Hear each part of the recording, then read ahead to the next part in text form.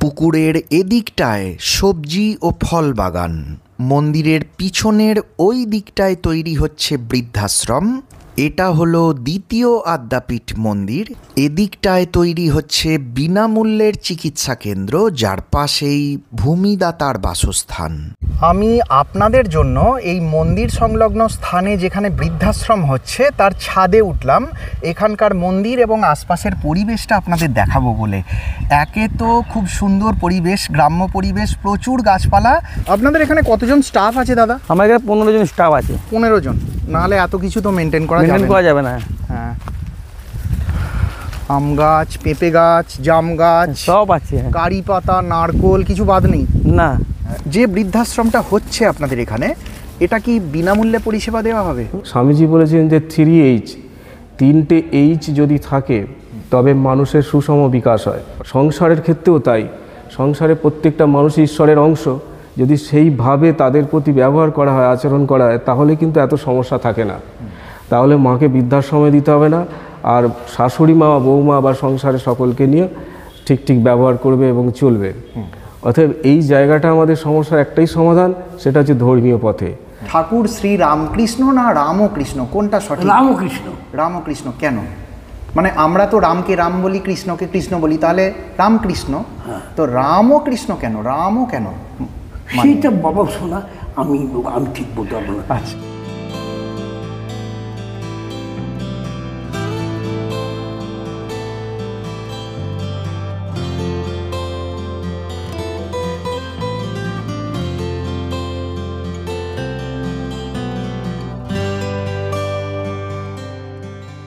কন্টেনা আনলে সামান্য কিছু কুপন মূল্যর বিনিময়ে আদ্যা মায়ের প্রসাদ বাড়িতেও নিয়ে যেতে পারবেন। রয়েছে বসে খাবার সুন্দর বন্দোবস্ত, রয়েছে মাচা ভর্তি লাউ, ফসল ভর্তি জমি, বাজার থেকে আনাজ প্রায় কিনতে হয় না বললেই চলে। এরকম গাছ ভর্তি পেঁপের বাগান রয়েছে এখানে। আমার পিছনে অবস্থিত এই 4 চৌকো পুকুরটির 3টি পাড়ে রয়েছে একটি মন্দির, গড়ে উঠছে একটি হাসপাতাল যেখানে বিনামূল্যে চিকিৎসা পরিষেবা পাওয়া যাবে, আর তৈরি হচ্ছে একটি বৃদ্ধাশ্রম। কবে উদ্বোধন হবে এখানকার বিনামূল্যের হাসপাতাল ও বৃদ্ধাশ্রমের, সব কিছু বলবো এই ভিডিওতেই। আজকে এসেছি হাওড়ার ডোমজুড়ের উত্তর ঝাঁপড়দহের চক্কদমতলায় একটি মন্দিরে, যেখানে মন্দির সংলগ্ন প্রায় 36 বিঘা জমির ওপর গড়ে উঠছে একটি বিনামূল্যের হাসপাতাল ও একটি বৃদ্ধাশ্রম। যাই হোক, আপাতত দেখে নেব আদ্যাপীঠের অধীনে এই দ্বিতীয় আদ্যাপীঠ মন্দির, যেখানে সামান্য কিছু কুপন মূল্যর বিনিময়ে প্রতি শনি ও মঙ্গলবার দুপুরে প্রসাদের ব্যবস্থা রয়েছে। সঙ্গে থাকুন, এখানকার ফোন নাম্বার সহ সমস্ত ডিটেলস থাকছে এই ভিডিওতেই। কাজেই চ্যানেলটি সাবস্ক্রাইব ও শেয়ার করতে ভুলবেন না। নমস্কার, আমি সুভাষ, আর আপনারা দেখছেন এনিহোয়ার।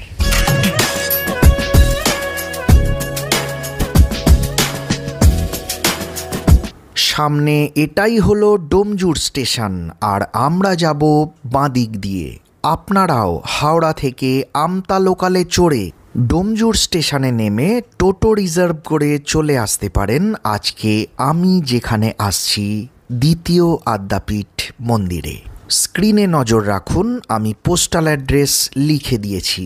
তবে আপনারা ডোমজুড় রোড স্টেশনে নেমে বা ডোমজুড় থানা বাস স্টপেজে নেমেও এই মন্দিরে একইভাবে চলে আসতে পারেন টোটো রিজার্ভ করে।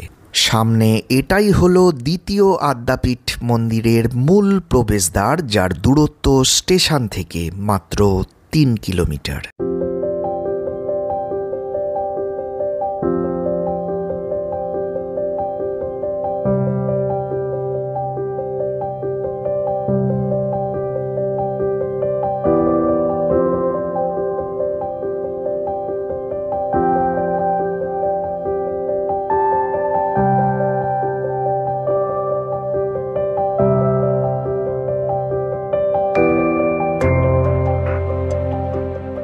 ওই দিকে প্রায় 3 কিলোমিটার দূরে ডোমজুড় স্টেশন, আর হাওড়ার ডোমজুড়ের উত্তর ঝাঁপড়দহের চক্কদমতলায় অবস্থিত এটাই হলো দ্বিতীয় আদ্যাপীঠ মন্দির।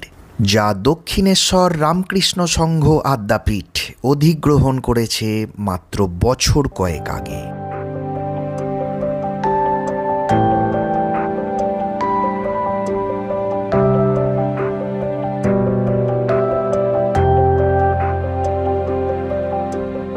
মূল প্রবেশদ্বারের সোজা তাকালে নজরে পড়বে এখানকার মূল মন্দিরটি। তোরণের ওপরে লক্ষ্য করুন, দেখতে পাবেন দক্ষিণেশ্বর রামকৃষ্ণ সংঘ আদ্যাপীঠ কথাটি লেখা রয়েছে। গেটের সামনেও একটি ব্যানার আপনার নজরে পড়বে, যেখানে এই মন্দিরের পোস্টাল অ্যাড্রেস ও ফোন নাম্বার লেখা রয়েছে। যে মন্দিরে সমস্ত রকম দান 80G ধারায় আয়কর মুক্ত। চলুন এবার ভিতরে যাওয়া যাক। সামনে এটা হলো শিব মন্দির, যার সামনে মূল মন্দির। পিছনে বৃদ্ধাশ্রম, যার পাশে পুকুর ও জমি। এটা হলো পার্কিং জোন। বাঁদিকে বিনামূল্যের চিকিৎসালয় তৈরি হচ্ছে। ওই দিকটায় মন্দিরের আরেকটি বড় পুকুর। এটা হলো প্রতিষ্ঠাতার মূর্তি, যার পিছনে রয়েছে স্টাফ রুম। চলুন এক এক করে দেখে নেব শ্রদ্ধেয় শ্রী দ্বারিকানাথ চন্দ্রের মূর্তিটিও, যিনি ঠাকুর শ্রীরামকৃষ্ণ, সারদা মা ও স্বামীজির ভাবাদর্শে অনুপ্রাণিত হয়ে এখানে প্রথমে গড়েছিলেন শ্রীরামকৃষ্ণ বিবেকানন্দ আশ্রম, যেখানে তাঁর বহুবিধ উদ্দেশ্য যেমন মানব সেবা, শিক্ষা ও স্বাস্থ্যের উন্নয়ন, বৃক্ষরোপণ, গোমাতার সেবা ইত্যাদি শেষ পর্যন্ত অধরা স্বপ্ন হিসেবে থেকে যাওয়ার উপক্রম হওয়ায় জীবনের প্রায় শেষ লগ্নে এসে তিনি তাঁর স্বপ্ন পূরণের উদ্দেশ্যে নিঃশর্তে নিজের বাড়ির 2 বিঘা বাদে বাকি 34 বিঘা জমি দান করে যান দক্ষিণেশ্বর রামকৃষ্ণ সংঘ আদ্যাপীঠকে, যেখানে তাঁর দেহত্যাগের পরেও আদ্যাপীঠের তত্ত্বাবধানে দ্বারিকানাথ বাবুর স্বপ্ন পূরণের কাজ এখনও চলছে। চলুন দেখে নিই শিব মন্দির, দেখা করে নেব আদ্যা মায়ের সাথেও।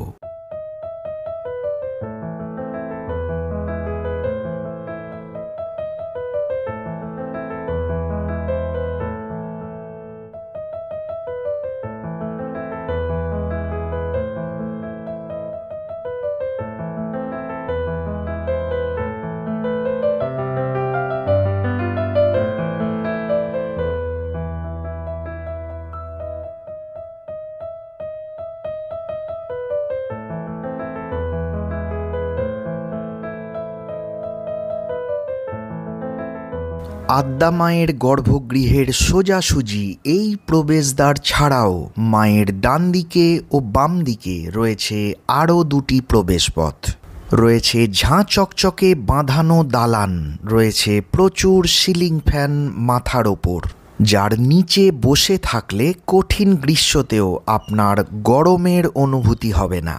পরিচ্ছন্ন ও বেশ বড়সড় এখানকার গর্ভগৃহটিও, যেখানে রাধা মাধব ও আদ্যা মা তো বটেই, বিরাজমান সস্ত্রীক আদ্যাপীঠের প্রতিষ্ঠাতা আয়ুর্বেদিক চিকিৎসাবিদ শ্রী অন্নদাচরণ ভট্টাচার্য অর্থাৎ শ্রী শ্রী অন্নদা ঠাকুর, ঠাকুর শ্রীরামকৃষ্ণদেব, সারদা মা ও স্বামীজির সাথে। দয়া করে ডেসক্রিপশন বক্স খুলুন, যেখানে আমি দক্ষিণেশ্বরের আদ্যাপীঠ মন্দিরের ভিডিওর একটি লিংক দিয়ে দিয়েছি, দেখে নিতে ভুলবেন না।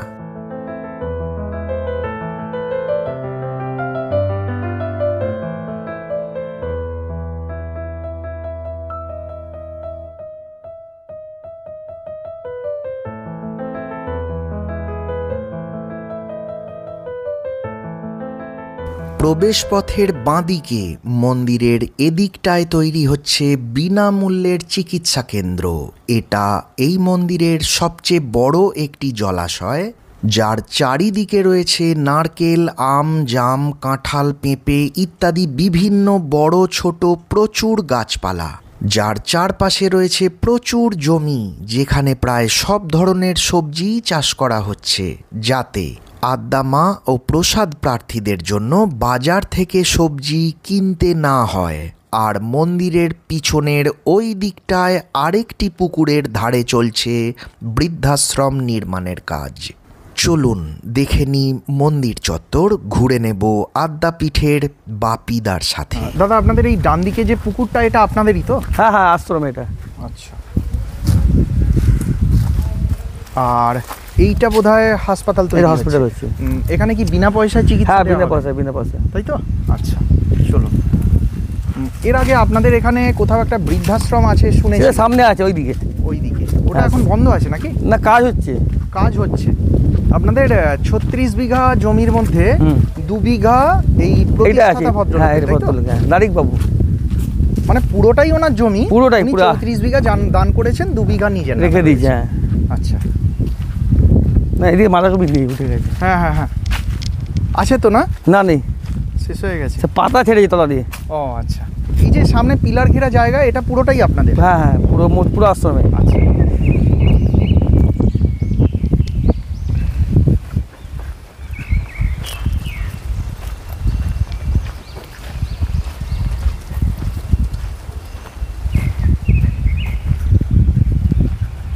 আপনাদের এখানে কতজন স্টাফ আছে দাদা? আমার এখানে 15 জন স্টাফ আছে। 15 জন? নাহলে এত কিছু তো মেনটেন করা মেনটেন যাবে করা না। যাবে না। হ্যাঁ। আম গাছ, পেঁপে গাছ, জাম গাছ, সব আছে। হ্যাঁ। কারি পাতা, নারকোল, কিছু বাদ নেই? না। দাদা, এইখানটা করে একটু দাঁড়ান, আমি দু একটা কথা আপনাকে জিজ্ঞেস হ্যাঁ। করি। নমস্কার দাদা। হ্যাঁ, আপনার নামটা যদি বলেন। আমার নাম বাপি ঘরামি। বাপি? বাপি ঘরামি। বাপি ঘরামি। আচ্ছা, কোথায় বাড়ি? কাছাকাছি? আমার আদ্যাপীঠে, দক্ষিণেশ্বরে। এই ও। ব্রাঞ্চ, যেখানে মেন ব্রাঞ্চ, সেখানেই বাড়ি আমার। আচ্ছা আচ্ছা।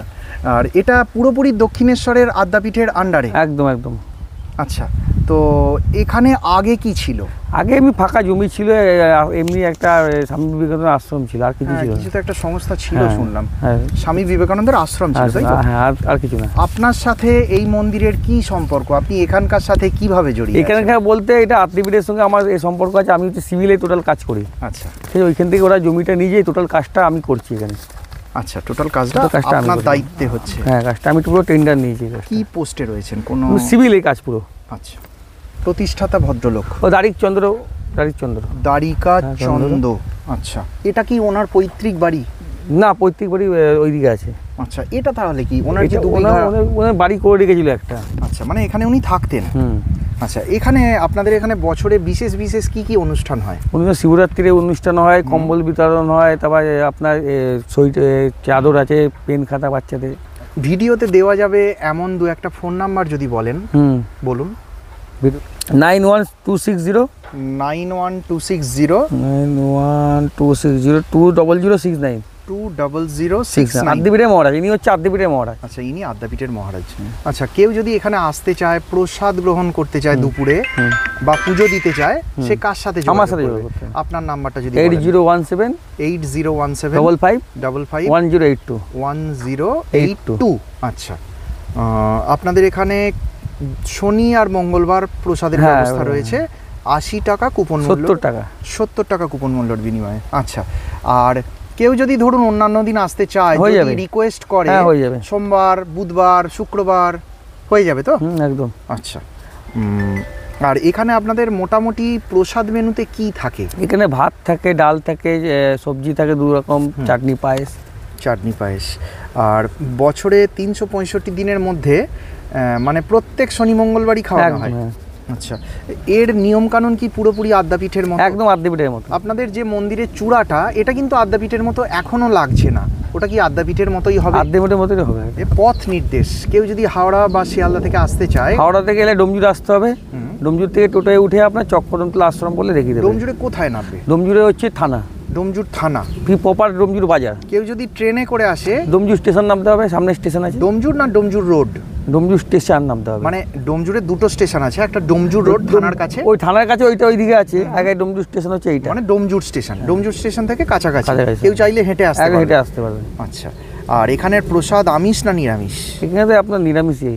নিরামিষ। যে বৃদ্ধাশ্রমটা হচ্ছে আপনাদের এখানে, এটা কি বিনামূল্যে পরিষেবা দেওয়া হবে? না, এখানে সব ওল্ড এজ হোম যেগুলো হচ্ছে, এইগুলো সব পয়সা দিয়ে কিনতে হবে। পয়সা দিয়ে নিতে হবে। আচ্ছা। দর্শকদের উদ্দেশ্যে আপনার যদি বিশেষ কিছু বলার থাকে বলতে পারেন। না, এই আসুক, এসে পুজো যদি ভোগ খাক, মায়ের কোনো অসুবিধা নেই। আচ্ছা। 4টে থেকে মন্দির খোলা থাকে বিকেলবেলা। আচ্ছা, কোনো অসুবিধা, ফোন ঠিক করলেই। আছে। ঠিক আছে, অনেক ধন্যবাদ দাদা, কথা বলে খুব ভালো লাগলো।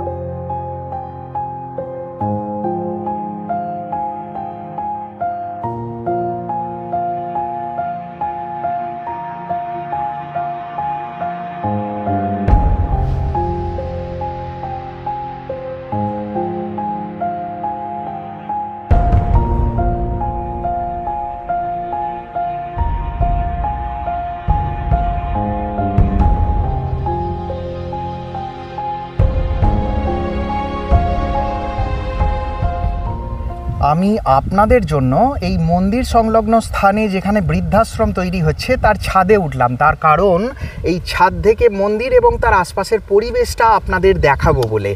একে তো গ্রামের দিক, প্রচুর গাছপালায় ভর্তি, এবং ছাদে গঙ্গার ধারে যেরকম হাওয়া দেয় সেরকম হাওয়া দিচ্ছে। আপনারা আমার চুলটা দেখলেই বুঝতে পারবেন। কাজেই কঠিন গ্রীষ্মকালে এলেও আপনাদের এক ফোঁটা গরমের অনুভূতি হবে না। তার উপর এখানে ভবিষ্যতে বছরখানেক বাদে যখন মন্দির, বৃদ্ধাশ্রম এবং বিনামূল্যের হাসপাতালটা যখন কমপ্লিট হয়ে যাবে তখন এখানকার পরিবেশটাই বদলে যাবে। তার উপর গেস্ট হাউস হচ্ছে। কেউ চাইলে ভবিষ্যতে এখানে এসে থেকে পুজো দেখে বাড়ি যেতে পারবেন। মানে চাইলে আপনারা 1-2 দিন এখানে সময় কাটিয়েও যেতে পারবেন, তার ব্যবস্থাও হচ্ছে। তো আপাতত চলুন কথা না বাড়িয়ে এর চারপাশের পরিবেশটা দেখে নেওয়া যাক। সবুজে ঘেরা পরিবেশ, প্রচুর জমি এবং পুকুর রয়েছে। কথা না বাড়িয়ে পরিবেশটা দেখে নিই, চলুন। মন্দিরের পাশের পুকুরটির ওই দিক বরাবর পিলার পোঁতা রয়েছে প্রচুর ফাঁকা জায়গা। কাজেই মন্দির কর্তৃপক্ষ চাইলে এখানে আরও সবুজায়ন হতেই পারে। এটা হলো বৃদ্ধাশ্রম যেখানে এখন আমি দাঁড়িয়ে আছি, যেটা নির্মাণের কাজ সবেমাত্র শুরু হয়েছে। যেখানে কর্তৃপক্ষের কারুর থেকেই এই বৃদ্ধাশ্রম কবে চালু হবে সে ব্যাপারে সঠিক আন্দাজ পাওয়া যায়নি। অনেক দূর দিয়ে চলে গেছে কাঁটা তার দেওয়া এই মন্দিরের সীমানা, যেটা এখান থেকে আপনাদের দেখাতে পারছি না। এই পুকুরটির চারপাশেও প্রচুর সবজি চাষ করা রয়েছে এরকম সোলার লাইটের ব্যবস্থা জমির মাঝে মাঝে।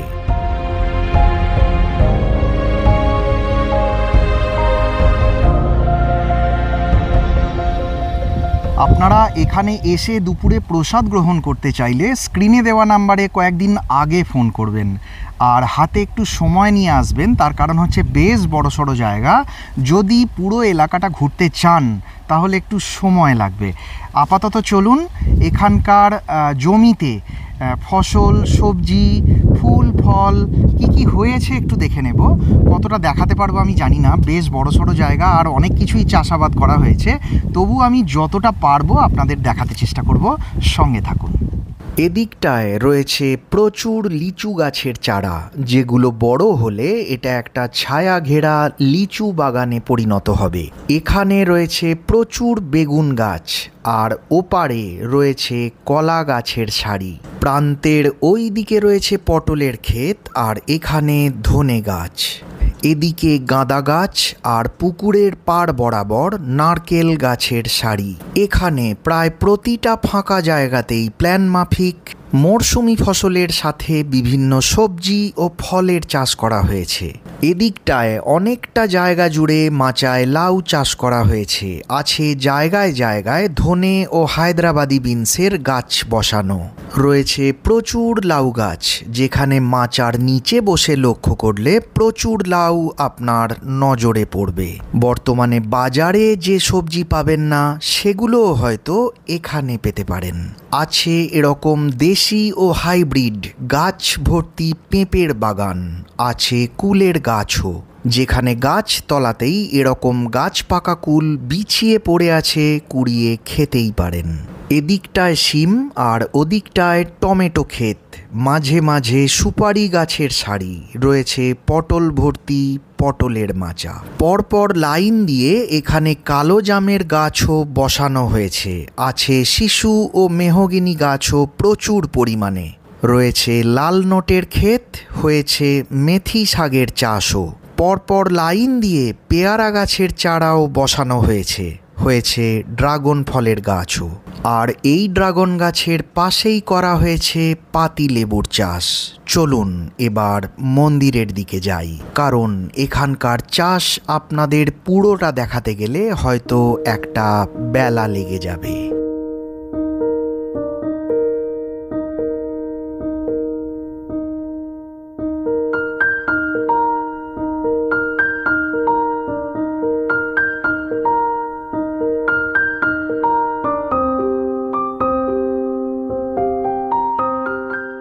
পুকুরের এদিকটায় প্রচুর সবজি ও ফলের চাষ করা হয়েছে। ওই দিকটায় তৈরি হচ্ছে বৃদ্ধাশ্রম। এটা ডোমজুড়ে অবস্থিত দ্বিতীয় আদ্যাপীঠ মন্দির। এদিকটায় তৈরি হচ্ছে বিনামূল্যের চিকিৎসা কেন্দ্র, যার পাশেই ভূমিদাতার বাসস্থান।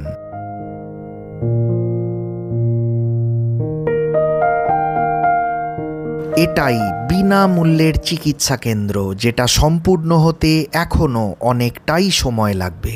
রয়েছে প্রচুর ফাঁকা জায়গা, রয়েছে প্রচুর পরিকল্পনাও, যেটা বাস্তবায়িত হতে প্রচুর অর্থের সাথে সাথে প্রয়োজন প্রচুর ম্যান পাওয়ারেরও। তাই শুরু তো হয়েছে, জানি না শেষ কবে হবে। মন্দিরের সম্মুখে এই মূল প্রবেশদ্বারের বাঁদিক ও ডান দিকের এই জায়গা দুটোই আপাতত গাড়ি পার্কিং জোন, যেখানে গাছের ছায়ায় 2 চাকা ও 4 চাকা অনায়াসেই পার্কিং করা যাবে। চলুন এখন আদ্যা কালীমাকে প্রদক্ষিণ করা যাক। পরে কথা বলে নেব এখানকার প্রধান পূজারী শ্রদ্ধেয় শ্রী জ্যোতিপ্রসাদ বন্দ্যোপাধ্যায় ও মহারাজ স্বামী দেবানন্দের সাথে, আর জেনে নেব এই মন্দিরের ব্যাপারে আরও বিশদে।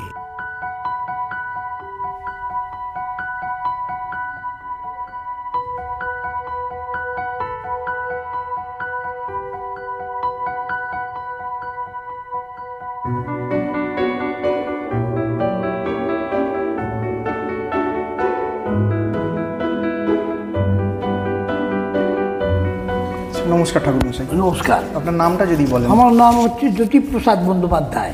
আদ্যাপীঠের সব ভাই, ওই জন্য এখানে মদন ভাই বলে আমি পরিচিত। আমি 1.5 বছর হল এখানে এসেছি। আচ্ছা। আমি মায়ের স্বপ্নাদেশ পাই।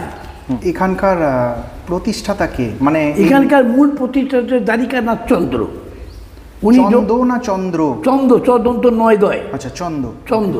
আচ্ছা। তা উনি এটা করেছিলেন অনেকদিন আগে। তা করেছিলেন, ইনি রামকৃষ্ণ সংঘ করেছিলেন, একটা প্রতিষ্ঠান করেছিলেন রামকৃষ্ণ সংঘ।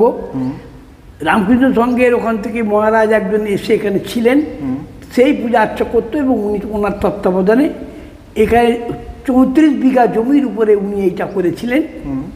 তারপর উনি অসুস্থ হয়ে পড়ে যাওয়ার পর উনি ভাবছিলেন কী করবো এটা কী করা যায়। তখন উনি দেখলেন এটা আমি দান করবো, একে আমাদের দক্ষিণেশ্বরের আদ্যাপীঠকে দান করব। ওই জন্য দক্ষিণেশ্বরের আদ্যাপীঠকে মহারাজের সঙ্গে কন্ট্যাক্ট করে এটা উনি 2021 সালের আগে কবে দান করেছে, আমার কাছে ডিটটা তো নেই, জানি না। তা যাই হোক, 21 সালে মারা গেছিলেন, তার আগেই ইনি ওইটা দান করে দেন। স্থাবর অস্থাবর 34 বিঘা জমি, এই মন্দির সব কিছু। তারপর আমরা এগুলো সব বাড়াই। আচ্ছা, আমি 36 বিঘা শুনেছিলাম, তাহলে কি ওনাদের 2 বিঘা নিয়ে? আমরা ওনাদের জমিটা নিয়ে। হ্যাঁ। আচ্ছা, মন্দির খোলা বন্ধের সময় আর নিত্য পূজার সূচি কি? আচ্ছা, নিজে বলে দিচ্ছি। এখানে নিত্য পুজো তো হয়ই। এখানে প্রথমে সকালবেলা একবার পুজো হয়, 10টার সময় একটা পুজো হয়। সেই পুজো একজন করেন, ওই মহারাজ এখানে থাকেন, তিনি করেন, করে চলে যান। আমি 12টার মধ্যে ঠাকুরকে ভোগ দিয়ে ভোগ আরতি ঠাকুরের করি। 1:30টার সময় আমি গেট বন্ধ করে দেবো। তারপর আবার ওইটা আমি 4টে খুলবো, বন্ধ করবো 7:30টায় আরতি পারতি করার পর। বছরে কি কি বিশেষ বিশেষ অনুষ্ঠান হয়?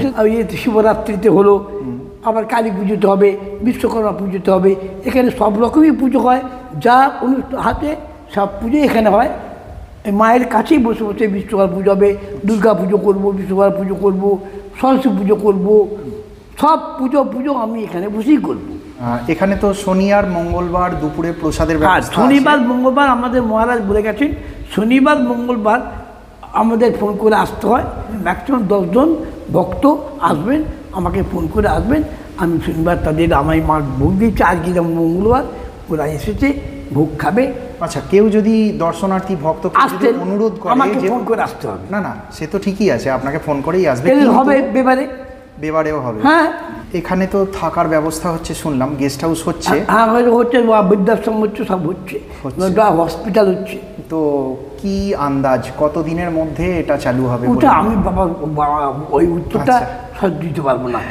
আমার মহারাজ দিতে পারবেন। এখানকার প্রসাদ আমিষ না নিরামিষ? নিরামিষ। আচ্ছা, আমিষ হবে না।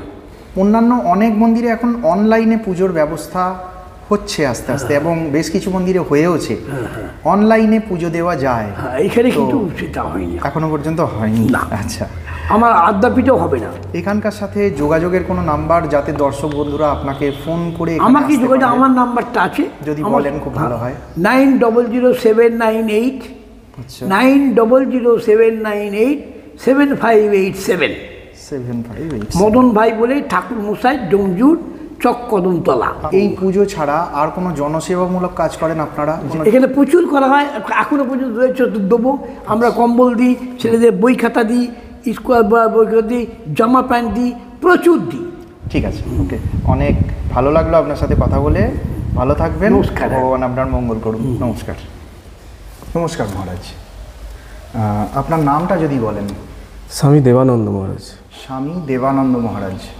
তো আপনি কি এখানে থাকেন, তাই তো? হ্যাঁ, আমি এখানে 15 বছর আছি। এই যে দ্বিতীয় আদ্যাপীঠ মন্দির যেটাকে বলা হচ্ছে, এই মন্দিরটা তো কিছু বছর হয়েছে। হ্যাঁ, 2021-এ নিয়েছি। 2021-এ 3 বছর হলো, 4 বছর প্রায়। তো তার আগে এখানে কি ছিল? আপনি 15 বছর আছেন। হ্যাঁ, এখানে দাড়িকানাথ চন্দ বলে হ্যাঁ। এক ব্যক্তি, তার বাড়ি আপাতত এখন ওই দক্ষিণ জাফরদা মাইতিপাড়া। আচ্ছা। তো উনি আগে ইংল্যান্ডে চাকরি করতেন। ইংল্যান্ডে? আচ্ছা। তা ওখানে চাকরি করার পর রিটায়ার হয়ে হ্যাঁ। তো টাকা পয়সা নিয়ে এসে ঠাকুরমা স্বামীজির ভাবধারা আশ্রম করে। আচ্ছা। উনি জানতেন যে স্বামীজি বলেছেন যে আত্মন মোক্ষর্থং জগদ্ধিতায় আছে, অর্থাৎ জগতের কল্যাণের দ্বারা নিজের মুক্তি, আচ্ছা। আত্মার মুক্তি সাধন করে, এবং শিবজ্ঞানী জীব সেবার মধ্যে দিয়ে আমাদের সেটা সম্ভব। তাই এই চিন্তাভাবনা নিয়ে উনি এই আশ্রম প্রতিষ্ঠা করে।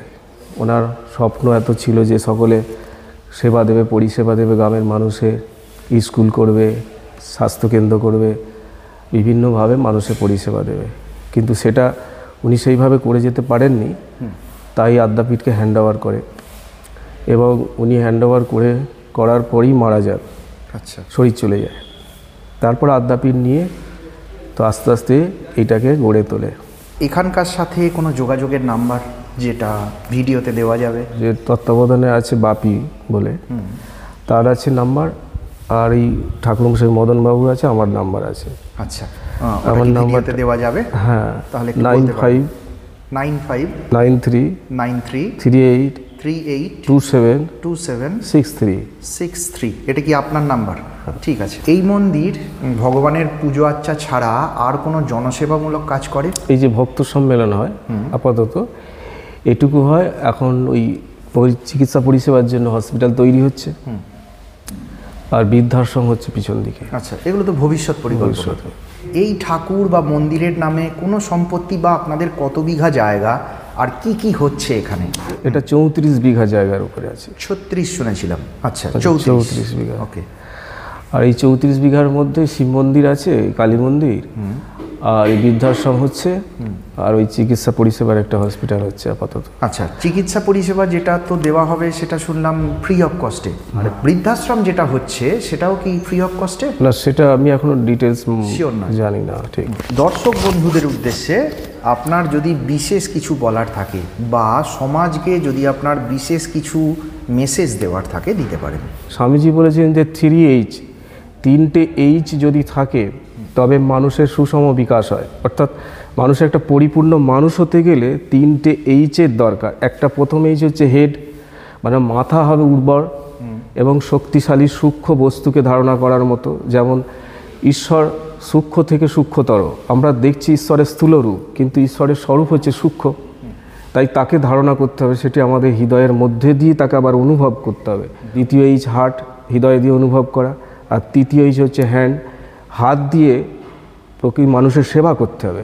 প্রত্যেকটা মানুষই যে ঈশ্বর, স্বামীজি বলে গেছেন যে যত্র জীব তত্র শিব। তাই প্রত্যেকটা মানুষের যদি এই সেবার মনোভাব নিয়ে, প্রত্যেকটা মানুষকে ঈশ্বরের ভাব নিয়ে যদি সেবা করা হয়, সংসারের ক্ষেত্রেও তাই, সংসারে প্রত্যেকটা মানুষ ঈশ্বরের অংশ, যদি সেইভাবে তাদের প্রতি ব্যবহার করা হয়, আচরণ করা হয়, তাহলে কিন্তু এত সমস্যা থাকে না। তাহলে মাকে বৃদ্ধাশ্রমে দিতে হবে না, আর শাশুড়ি মা, বৌমা বা সংসারের সকলকে নিয়ে ঠিক ঠিক ব্যবহার করবে এবং চলবে। অতএব এই জায়গাটা আমাদের সমস্যার একটাই সমাধান, সেটা হচ্ছে ধর্মীয় পথে। আর সেটা ঠিক ঠিক ভালো গুরুর আশ্রয়ে বা সৎসঙ্গের মধ্যে দিয়ে বা সৎ ধর্মগ্রন্থ পাঠ করে সেইভাবে নিজেকে তৈরি করা। এইভাবে তৈরি করলে দেখা যায় যে এইগুলোর সংখ্যা, বৃদ্ধাশ্রম আস্তে আস্তে কমে যাবে, প্রত্যেকটা মানুষের বাড়িটাকে গৃহস্থ আশ্রম তৈরি করতে হবে, যে প্রত্যেকটা বাড়ি যেন একটা আশ্রম। আমাদের আশ্রমে বাড়ির মধ্যে পাঠ, আলোচনা, গান বাজনা সব কিছু থাকবে। যেমন আমরা খাওয়া দাওয়া কাজকর্ম করছি রুটিন করে, সেইরূপ আমরা যেন প্রত্যেকটা বাড়িতেই এই রকম সন্ধে সকালায় ধর্মীয় আলোচনা, রামায়ণ মহাভারত পাঠ, গীতা পাঠ এবং রামকৃষ্ণ বিবেকানন্দ সারদা পাঠ, আদ্যাস্তত্ব পাঠ, এই সবগুলো আমরা করি।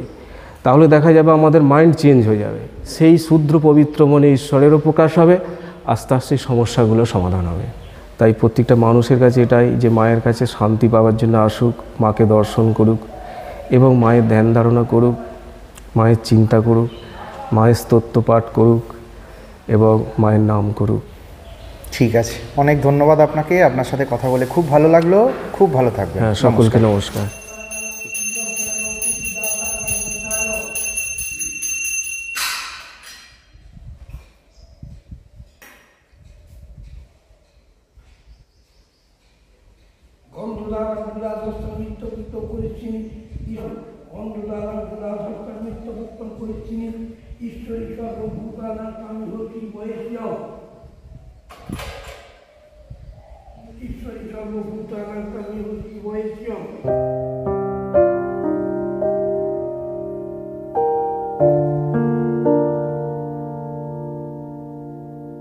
কন্টেনার আনলে আপনি আদ্যা মায়ের প্রসাদ বাড়িতেও নিয়ে যেতে পারবেন।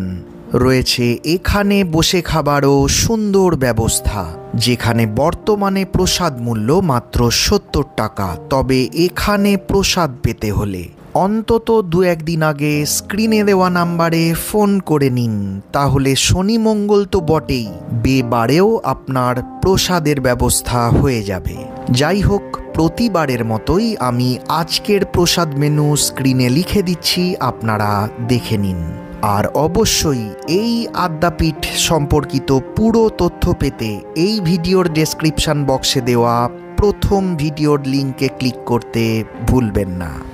প্রত্যেক শনিবার এবং মঙ্গলবার দুপুরে এখানে প্রসাদের ব্যবস্থা তো রয়েইছে, সপ্তাহের অন্যান্য দিনেও দুপুরে আপনারা যদি এখানে এসে প্রসাদ গ্রহণ করতে চান তাহলে স্ক্রিনে দেওয়া নাম্বারে 2-1 দিন আগে যোগাযোগ করুন। অন্যান্য দিনেও দুপুরে আপনার প্রসাদের ব্যবস্থা হয়ে যাবে।